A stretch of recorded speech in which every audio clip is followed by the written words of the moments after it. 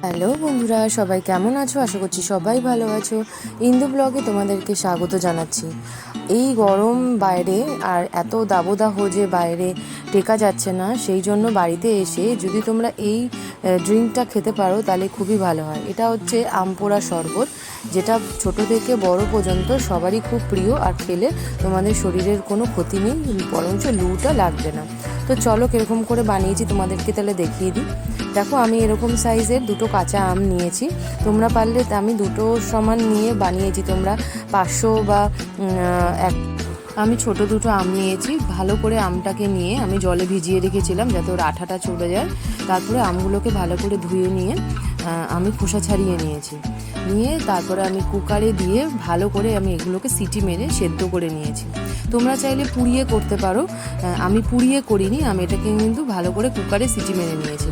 তারপরে আমি বড় একটা ছাঁকনির মধ্যে আমগুলো, সেই আমের গুলোকে দিয়ে ওর যে পাল্পগুলো, সেই পাল্পগুলো বের করে নিয়েছি।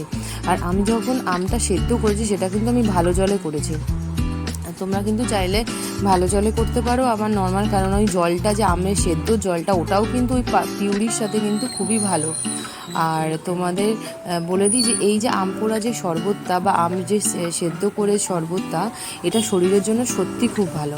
তো চলো আমি পিউরিটা বার করে নিয়ে তারপর তোমাদের সাথে দেখা হচ্ছে।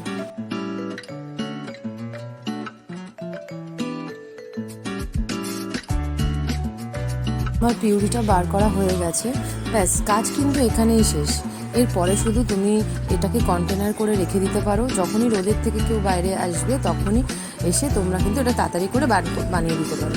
আর এখানে আমি একটু ভাজা মশলা নিয়েছিলাম রোস্টেড জিরে, এটাকে গুঁড়ো করে নিয়েছি। এর মধ্যে আমি একটু চাট মশলা দিয়েছি আর দিয়েছি জলজিরা, যেটা আমি তোমাদের দেখাতে ভুলে গেছি, আমি তোমাদের বলে দিলাম। আমি 1 প্যাকেট জলজিরা নিয়েছি, 1 চামচ সাদা জিরে নিয়েছি, আর একটু বিট নুন দিয়েছি, আর হচ্ছে চাট মশলা দিয়েছি, দিয়ে মশলাটা বানিয়ে নিলাম। আর গ্লাসের মাথায় আমি একটু লেবু ঘষে নিয়েছি আর মশলাটাকে একটু লাগিয়ে দিলাম। আর দিলাম হচ্ছে বিট নুন, দিয়েছি হচ্ছে চিনি। তোমরা তোমাদের মতন করে মিষ্টিটা কম বেশি করতে পারো। আমি এখানে 2 চামচ চিনি দিয়েছি, আর দিয়ে আমের পিউরিটা দিয়ে ওর মধ্যে একদম ঠান্ডা জল দিয়ে দিতে হবে। তোমরা চাইলে বরফও দিতে পারো, আমি ঠান্ডাটা একটু কম খাই বলে আমি অল্প করে দিয়েছি ঠান্ডা জল দিয়ে। এবারে তোমরা মিশিয়ে নাও, ব্যাস রেডি হয়ে গেল আম পোড়া শরবত। আর যে আমের যেটা আমি করে রেখেছিলাম মশলাটা, ওটা ওর মধ্যে দিয়ে দিলাম। খুব সুন্দর টেস্ট হয়েছে আর খুবই ভালো খেতে হয়েছে। তোমরা একবার অবশ্যই ট্রাই করতে পারো, তোমাদের খুবই ভালো লাগবে খেতে। আর খুব তাড়াতাড়ি তৈরি হয়ে যায়, 5 মিনিটের মধ্যে।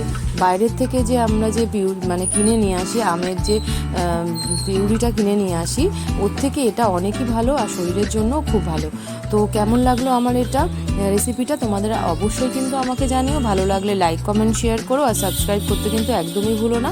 আর কারা কোথা থেকে কিভাবে দেখছো তোমরা কিন্তু অবশ্যই আমাকে কমেন্ট সেকশনে জানিও। তো দেখা হচ্ছে নেক্সট ব্লগে, ততক্ষণের জন্য টাটা, বাই বাই।